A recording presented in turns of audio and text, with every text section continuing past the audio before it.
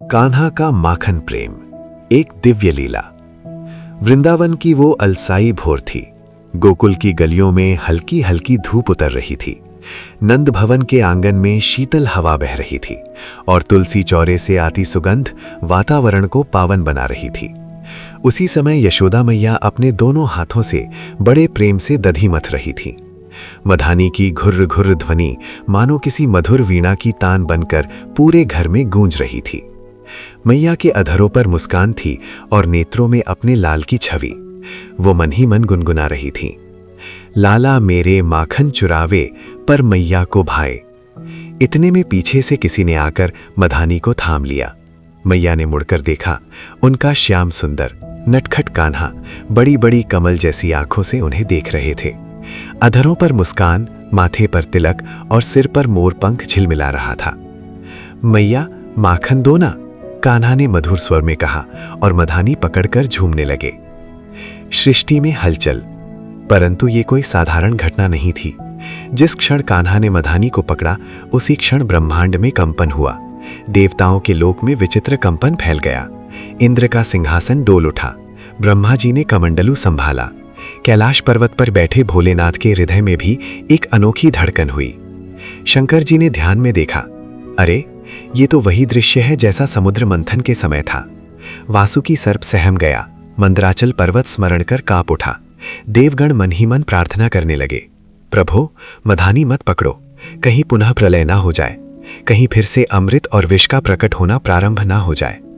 समुद्र देव भी संकुचित हो गए। यदि प्रभु पुनः मंथन करेंगे तो क्या मैं फिर वही वेदना सह पाऊंगा? शंकर जी चिंतन में पड़ गए। इस बार यदि विष निकला तो क्या पुनः मुझे उसका पान करना होगा? क्या फिर नीलकंठ बनना पड़ेगा? सूर्य और लक्ष्मी की मुस्कान, पर सबके मन में भय नहीं था। सूर्यदेव के हृदय में एक अनोखा उल्लास जागा। यदि प्रलय हुई तो मेरा अनवरत भ्रमण समाप्त होगा, विश्राम का अवसर मिलेगा। उधर लक्ष्मी जी मंद मंद मुस्कुरा रही थीं। यदि फिर समुद्र मंथन होगा तो मैं पुनः प्रकट होकर प्रभु से पुनर्विवाह करूंगी। कैसी अद्भुत लीला है प्रभु की।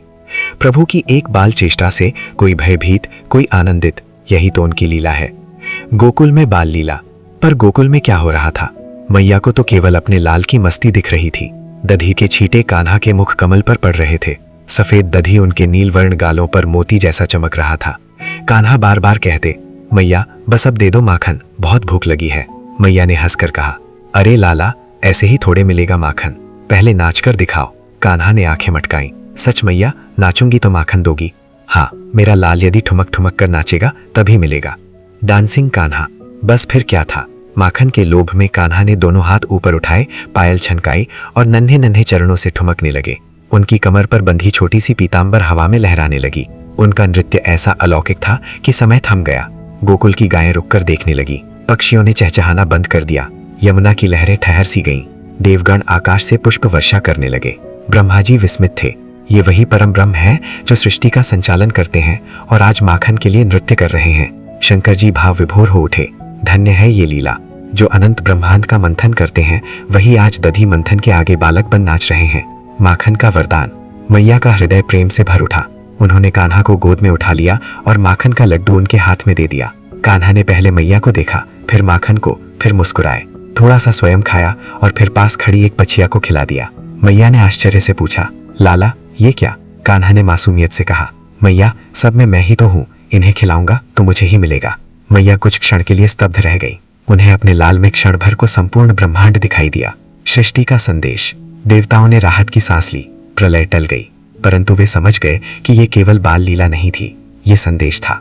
जब ईश्वर मंथन करते हैं तो संसार में हलचल होती है, पर जब वही ईश्वर प्रेम से माखन मांगते हैं तो संसार में आनंद भर जाता है। कान्हा का माखन प्रेम केवल स्वाद का प्रेम नहीं था, वो प्रेम था भक्त के निर्मल हृदय का। माखन वो शुद्ध कोमल भाव है जो हृदय मंथन से निकलता है, और जब हृदय का माखन प्रभु को अर्पित होता है तब सृष्टि में संतुलन बना रहता है।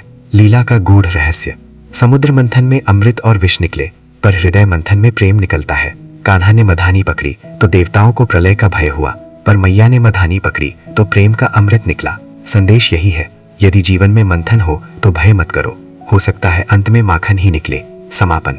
उस दिन नंद भवन में केवल एक बालक ने नृत्य नहीं किया था, स्वयं आनंद ने नृत्य किया था। स्वयं परमात्मा ने प्रेम की परीक्षा ली थी। गोकुल की उस भोर में सृष्टि ने देखा, जो ब्रह्मांड को चलाता है वो एक माँ की उंगली पकड़कर माखन के लिए नाच सकता है। और तभी आकाश में स्वर गूंज उठा, जय जय श्री राधे, जय जय श्री कृष्ण।